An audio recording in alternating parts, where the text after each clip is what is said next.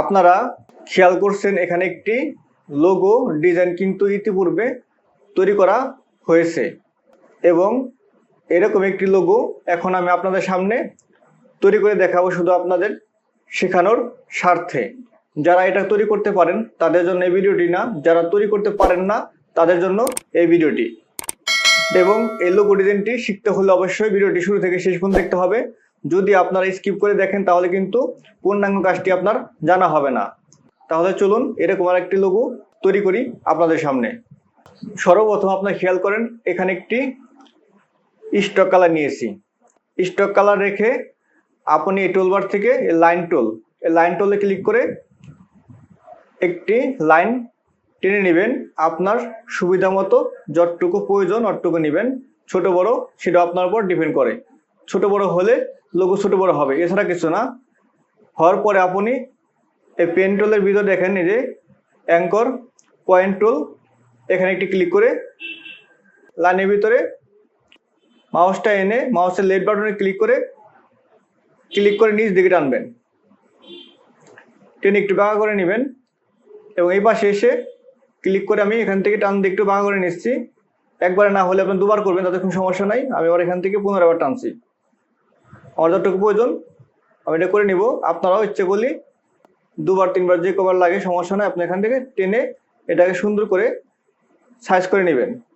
লাইনটি তৈরি হয়ে যাওয়ার পর আপনি খেয়াল করেন এই লাইনটি আমি সিলেক্ট করলাম মাউসের লেফট বাটনে ক্লিক করে, তারপরে এই লাইনের ভিতরে মাউস নিয়ে লেফট বাটনে চাপ ধরে শিফট অল্টার ধরে নিচ দিকে টেনে একটু মাঝখানে গ্যাপ করে নিলাম, অর্থাৎ দুটার মাঝে একটু গ্যাপ করলাম। গ্যাপ করার পরে কন্ট্রোল ডি চাপ দিবেন। তো যে কটা লাগে আপনার নেবেন, আমার লাগবে 6টা লাইন, এই জন্য আমি কন্ট্রোল ডি চেপে 6টা লাইন নিয়ে নিলাম সমান গ্যাপে। আমি এখন পুনরায় আবার এই লাইনে চলে আসছি। লাইনে ক্লিক করে এই যেখান থেকে উপর থেকে নিচ দিকে আমি একটা লাইন টানবো। দেখেন এখানে স্কেল শো করছে, এই স্কেলটা যদি না থাকে তাহলে আপনারা কিন্তু কন্ট্রোল ইউ চেপে আনতে পারেন। যদি আনা থাকে তাহলে আনার প্রয়োজন নাই, না থাকলে কন্ট্রোল ইউ চেপে এই স্কেলটা আনিয়ে নেবেন। তার ক্লিক করে আমি নিচ দিকে শিফট ধরে মাউসের লেফট বাটনে ক্লিক করে নিচ দিকে টানলাম। টানার পরে একটা লাইন তৈরি হইলো। হওয়ার পরে এই সিলেকশন টুল ধরে এই শিফট অল্টার ধরে আমি টান দিয়ে পাশে আরেকটা লাইন বসিয়ে দিলাম সমানভাবে। খেয়াল করেন এখন পুরোটাকে ধরে এই শেপ ব্লেন্ডার এখানে একটি ক্লিক করবেন। ক্লিক করার পর এখান থেকে আপনি একটি কালার চয়েস দিবেন আপনার সুবিধা মতো। আমি একটি কালার দিয়ে নিচ্ছি, ব্লু কালার দিলাম। দেওয়ার পরে আপনি খেয়াল করেন যে কালারটি এখানে চলে আসছে ফিলে। এখন শেষ ব্লেন্ডার ধরা অবস্থায় এই যেখানে গ্যাপটা আছে এই গ্যাপের ভিতরে মাউসটা টানবেন লেফট বাটনে ক্লিক করার পর দেখবেন এখানে একটি কালার সেট হয়ে গেছে। তারপরে এটা কিভাবে ক্লিক মাউস চাপ ধরে ভিতর দিকে নিয়ে আসলাম, কালার চলে আসলো। আবারও একইভাবে চাপ ধরে লেফট বাটনে ভিতর দিকে নিয়ে আসলাম।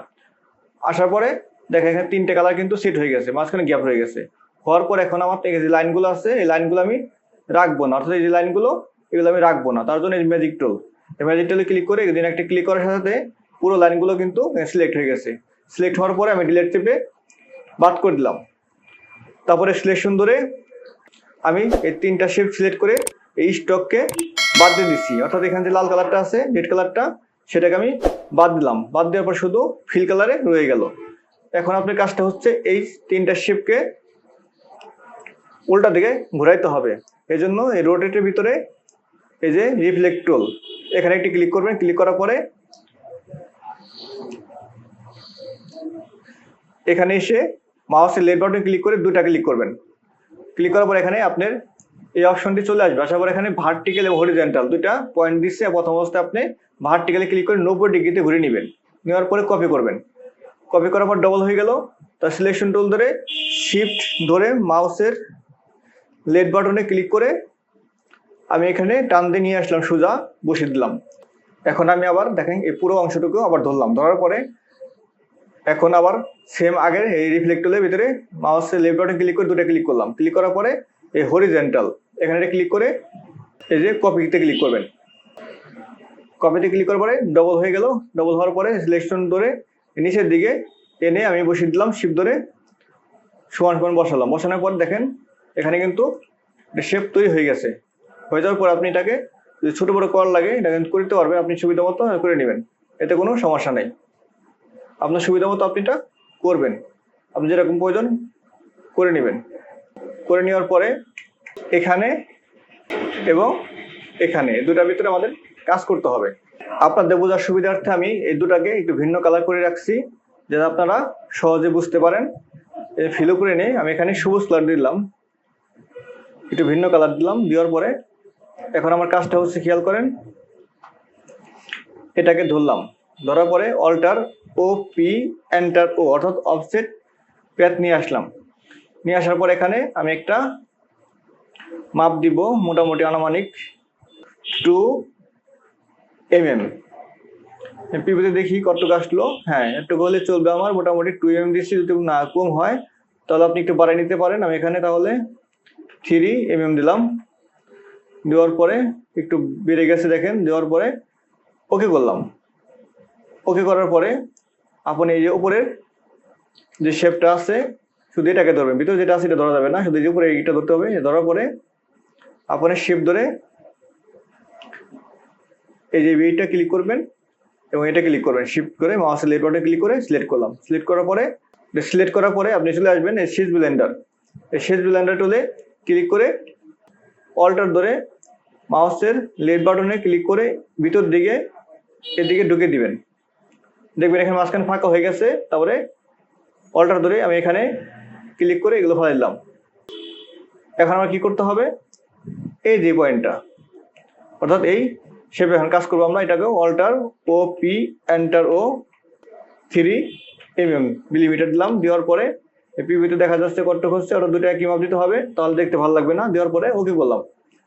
করার পরে আপনি এই শেপটাকে ধরবেন এবং শিফট ক্লিক করে মাউসের লেফট বাটনে ক্লিক করে এখানে একটি ক্লিক করবেন আর এটা একটা ক্লিক করবেন। ক্লিক করার পরে এই শেপ ব্লেন্ডারে ক্লিক করে অল্টার প্রেস করে মাউসের লেফট বাটনে ক্লিক করে ভিতর দিকে এবার টেনে নিয়ে যাবেন। এবার এখানে ফাঁকা হয়ে গেছে। ফাঁকা হয়ে যাওয়ার পরে আপনি এখান থেকে এটা ফেলা দিবেন এবং এটা ফেলা দিবেন। দেওয়ার পরে দেখেন এখানে কিন্তু একটা লোগো হয়ে গেল। লোগো হয়ে যাওয়ার পরে আপনি এটাকে যদি কালার চেঞ্জ করতে চান সেটা আপনি ইচ্ছা মতো করবেন, তাতে কোনো সমস্যা নাই। আপনার সুবিধা মতো আপনি কাজ করতে পারবেন, ছোট বড় যা করবেন হয়ে যাবে। আর একটা জিনিস খেয়াল করেন, এখানে যে মাঝে যে গ্যাপটা, এখানে আর গ্যাপটা কিন্তু বেশি হয়েছে। এটা হয় শুধু আপনি এই শেপটা যেমন তৈরি করে এই শেপের উপর ডিপেন্ড করে এখানে এই গ্যাপটা কম বেশি হয়, সেটা আপনাদের সুবিধা মতো আপনার করবেন যতটুকু আপনার প্রয়োজন হয়। অর্থাৎ এই নিয়মটা জানাটাই জরুরি। তারপরে আপনি এটা কম বেশি করে লোগোকে আপনি আপডেট করতে পারবেন, সেটা একান্ত আপনার ব্যক্তিগত ইচ্ছার উপরে ডিপেন্ড করবে। আমার এই ভিডিওটি যদি আপনাদের ভালো লেগে থাকে তাহলে অবশ্যই লাইক কমেন্ট শেয়ার করতে ভুলবেন না। আপনার একটি লাইক, একটি কমেন্ট, একটি শেয়ার, একটি সাবস্ক্রাইব আমাকে আপনাদের জন্য আরো নতুন নতুন ভিডিও বানাতে উৎসাহ যোগাবে। ধন্যবাদ, ভালো থাকবেন। আবার আসবে আপনাদের জন্য নতুন কোনো ভিডিও নিয়ে।